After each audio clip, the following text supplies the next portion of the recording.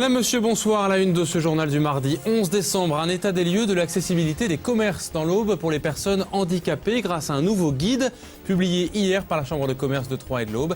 Ce document permet d'aider les gérants de commerce pour se mettre aux normes car cela n'est pas si simple, vous verrez. Simple, en revanche, le changement de chaîne sur la TNT. Demain matin, 6 nouvelles chaînes vont faire leur apparition sur le réseau. Conséquence, Canal 32 change de numéro de chaîne et sera diffusé désormais sur le 32. À suivre le mode d'emploi pour être à jour dès demain. En football, un déplacement à haut risque pour les Stacks demain soir face à Évian. Ce sera la 17e journée de Ligue 1 et le club troyen est à la peine, vous le savez bien, avec une victoire en 16 matchs seulement et une infirmerie bien remplie. Quels vont être les choix du coach? Réponse à la fin de ce journal. Sur le papier, c'est une loi idéale et consensuelle, l'accès à tout pour tous. Cette loi de février 2005 obligera bientôt toutes les entreprises de services, commerçants ou hôtels-restaurants qui reçoivent du public à être accessibles et donc bien sûr aussi aux personnes en situation de handicap. Au 1er janvier 2015, il reste donc 2 ans pour s'y préparer et c'est pour faciliter la démarche des gérants privés que la Chambre de commerce a publié hier un guide sur ce thème. Reste que la réalité a toujours ses contraintes, il y a encore du travail. Les précisions de Damien Ardois. Rassurer, expliquer, c'est le but du guide pratique sur l'accessibilité des personnes en situation de handicap, récemment édité par la Chambre de commerce et d'industrie. Un document d'une quinzaine de pages destiné aux commerçants et artisans du département qui reçoivent du public. Il est évoqué tous les incontournables de l'accessibilité des commerces, toutes les choses qui sont liées au cheminement du client. Ça va du parking au cheminement pour accéder à la boutique jusqu'à l'intérieur de la boutique et c'est toutes les préconisations pour lesquelles doivent se mettre en conformité les chefs d'entreprise. Les portes d'entrée trop étroites, les toilettes inaccessibles, les marches pour accéder à un restaurant, les enseignes illisibles seront en théorie bientôt bannies. Le principe d'accès à tout pour tous a été voté en 2005. La loi va s'appliquer 10 ans plus tard, en 2015 donc, pour les plus petits commerces. À 2 ans de l'échéance, le compte à rebours est lancé et le travail à effectuer est encore immense. L'accessibilité fait un peu peur, en tout cas apporte des questionnements parce qu'on lit tout de suite à un investissement possible, donc quelquefois c'est du bon sens, mais aussi 2 ans c'est long et compte tenu du contexte, les commerçants sont concentrés sur leur activité. En tout cas ce qui est sûr c'est qu'il y a un besoin d'information de leur part, pas forcément de frein, mais c'est surtout les informations qui vont leur permettre de prendre les bonnes décisions aussi bien dans l'investissement possible que dans l'ajustement du point de vente. Certaines enseignes ont déjà franchi le pas, à l'image de cette boutique de prêt-à-porter rue Zola à Troyes. Ici, si une personne en fauteuil roulant veut faire des achats, elle sonne et une employée de magasin vient déployer la rampe d'accès. Mais se mettre aux normes coûte cher. Le guide de l'accessibilité a aussi été conçu pour ne pas affoler les esprits et les comptes. Dans le document sont détaillées les différentes dérogations possibles. Lorsque les investissements sont un peu trop coûteux par rapport au chiffre d'affaires dégagé, lorsqu'il y a des contraintes de bâtiments qui ne permettent pas de mettre en conformité. Aussi bien Troyes, mais des villes comme Nogent, Bar-sur-Aube sont des villes historiques avec des rues étroites, des trottoirs étroits. Effectivement, c'est toute la difficulté aujourd'hui de pouvoir lier une réglementation effective qui doit avoir lieu avec un caractère historique de nos villes. Dernier atout de ce guide avant de se lancer dans les travaux de mise aux normes, la possibilité en quelques réponses à un QCM de s'auto-diagnostiquer, de faire une première évaluation sur l'ampleur des chantiers à mener. À propos d'entreprise, Distram, une société auboise, a été récompensée pour une innovation destinée aux professionnels du bâtiment. Le premier prix de la CAPEB, la Confédération de l'artisanat et des petites entreprises du bâtiment. Au niveau national, ce prix a été remis à Nice le mois dernier et le procédé Made in Aube présenté ce matin. La société troyenne est a priori la seule en Europe à proposer ce service. Une formation d'1 à 4 jours pour prendre en main une caméra thermique utilisée pour débusquer les pertes de chaleur dans un bâtiment. Le détail avec Michel Vignal, le président de Distram, et Éric Plestan, le président de la CAPEB de l'Aube. Un artisan va sur un chantier, il fait ses mesures, il a avec lui soit un smartphone, soit une tablette, soit un PC. Et nous avons une assistance vidéo en ligne, en direct, c'est-à-dire qu'il peut poser ses questions et quelqu'un lui répond directement comment on doit faire ses mesures et comment on doit interpréter les résultats. Alors en quelques mots, on achète une caméra, on utilise son smartphone ou la tablette PC que l'on fournit nous avec la caméra. Ensuite, il y a un abonnement qui coûte une centaine d'euros par an et l'artisan peut nous appeler sur un numéro de téléphone.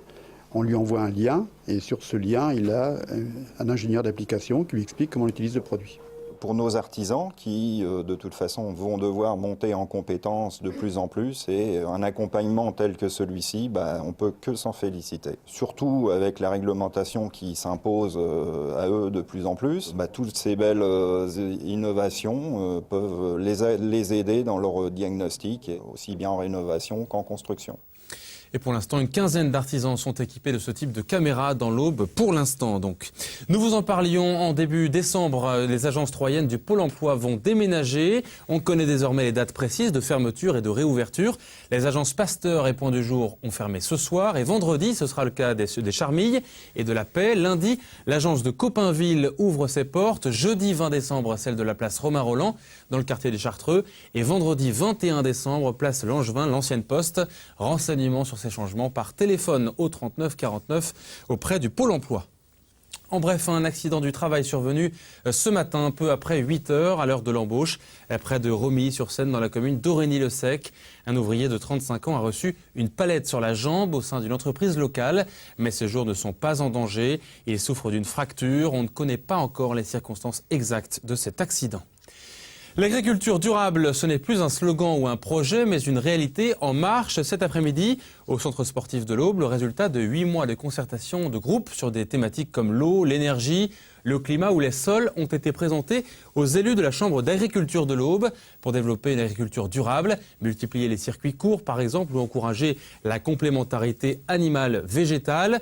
Objectif, moins fatiguer les sols, réduire l'impact des produits phytosanitaires avec en ligne de mire un plan d'action départemental. Explication avec Christophe Pron, agriculteur et responsable des questions d'environnement à la Chambre d'agriculture, et Jean-Michel Écochard, responsable métier à la Chambre. Déjà, c'est apporter des définitions et des actions, parce qu'il ne fallait pas seulement que ce soit du blabla, mais surtout du concret en termes de développement, en termes d'implication des conseillers sur les exploitations agricoles et des agriculteurs eux-mêmes.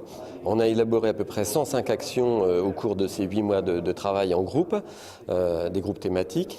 Et là, c'était un point d'étape pour le faire partager à l'ensemble du personnel de la Chambre d'agriculture, en ciblant les actions, en donnant des priorités. Et les ressources externes, c'est-à-dire les intrants que l'on utilise pour produire, ne sont pas illimités. Donc on se prépare parce qu'il nous faut du temps, parce que je pense que la demande des agriculteurs n'est pas impérieuse aujourd'hui, mais je pense qu'on pourrait nous reprocher dans 5, 10, 15 ans de n'avoir rien fait pour répondre à ces questions lorsqu'elles se poseront avec acuité. Vous en avez forcément entendu parler. À partir de demain matin, 8 h, un changement est attendu pour les chaînes de la TNT dans l'ensemble du département et bientôt dans toute la France suite à l'arrivée de 6 nouvelles chaînes nationales. Conséquence concrète, Canal 32 sera diffusé à partir de demain sur la chaîne 32. Plus simple à retenir, mais pour cela, une mise à jour de votre décodeur TNT sera nécessaire. Alors pas de panique, rien de bien compliqué. Les précisions pratiques d'Aurélie Juigné. C'est dans la nuit de mardi à mercredi que l'émetteur d'RIC va être éteint. Il sera rallumé ce 12 décembre 2012 au matin avec 6 nouvelles chaînes sur vos écrans si vous regardez la télévision via la TNT et une antenne râteau. Ces 6 nouvelles chaînes sont en haute définition, en HD, ce qui nécessite d'avoir un matériel adapté pour les regarder. L'autre grand changement à partir de ce mercredi, c'est la redistribution des numéros de chaîne. Vous retrouverez ainsi Canal 32 sur la chaîne 32 et non plus la 24. Comment faire pour nous regarder? Si vous habitez dans une maison individuelle, une simple mise à jour de votre décodeur TNT ou de votre télévision suffira. Cette recherche manuelle ou automatique des chaînes ne prendra que quelques minutes. Si vous habitez dans un immeuble équipé de la TNT et que demain matin vous ne voyez plus Canal 32, adressez-vous à votre syndic ou votre bailleur social. C'est lui qui doit remettre à jour techniquement la diffusion. Une intervention dans chaque bâtiment collectif est en effet nécessaire. Dès que cela sera fait, tout rentrera dans l'ordre et vous pourrez donc regarder Canal 32 sur la chaîne 32 de la TNT.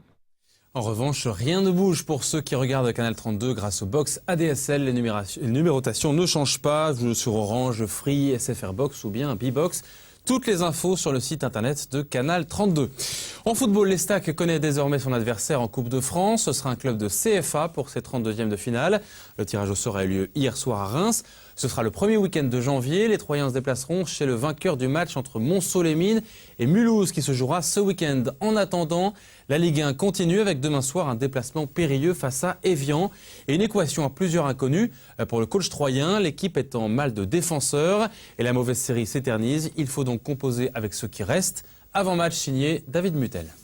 Une fois de plus, le staff technique de l'Estac a dû se creuser la tête au moment de composer la défense qui évoluera contre Évian demain soir. Avec Monsoreau, Collin, Bréchet, Drouin et Saunier sur le flanc, l'équipe troyenne fera dans l'expérimental. Car si Jarja et Nsakala, titulaires habituels, seront bien là, ils seront entourés d'Othon, promu arrière droit, bien qu'il soit gaucher, et de Ngoï, habituellement milieu. Quand on fait les réunions de constitution du groupe des 18 joueurs, tout le monde donne son avis. Et là, bon, le problème c'est que après c'était là l'unanimité était sur Grandi Ngoï au poste d'arrière central, parce que de toute façon il y avait peut-être la possibilité de décaler Thiago, mais on préfère le laisser à son poste qu'il connaît bien. Composer un groupe de 18 joueurs a aussi été un problème pour Jean-Marc Furlan. Le coach troyen a même été obligé d'accélérer la reprise de Faussurier.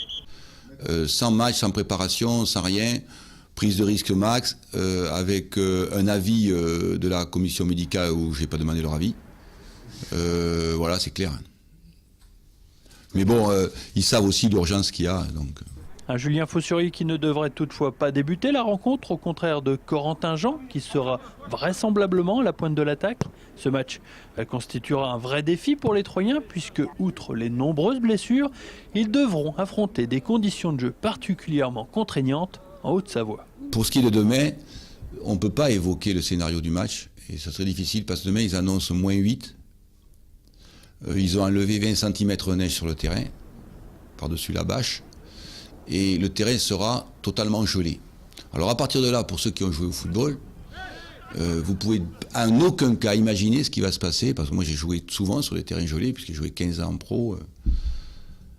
Le match se joue sur un coup de dés. De surcroît, Évian n'a jamais vraiment réussi à l'équipe troyenne. La dernière visite a laissé un souvenir cuisant à Jean-Marc Furlan. Le dernier match a été, qu'on a fait là-bas, on a été complètement mangé. La soirée où ils sont montés en Ligue 1, on n'a pas existé. C'était affreux comme soirée, où on a été nullissime. Donc j'espère qu'on va faire beaucoup mieux. Demain soir, on saura si oui ou non l'Estac peut encore y croire, car avec une nouvelle défaite, la relégation en Ligue 2 serait actée. Coup d'envoi du match demain donc à 19h au bord du lac d'Annecy, au Parc des Sports, pour cette 17e journée de Ligue 1. Et puis bien sûr, vous pourrez regarder les meilleurs moments du match dès jeudi sur Canal 32, bien entendu. C'est la fin de ce journal. À suivre les prévisions météo moins froides qu'en Haute-Savoie. Mais tout de même, couvrez-vous bien. Excellente soirée à vous et à demain.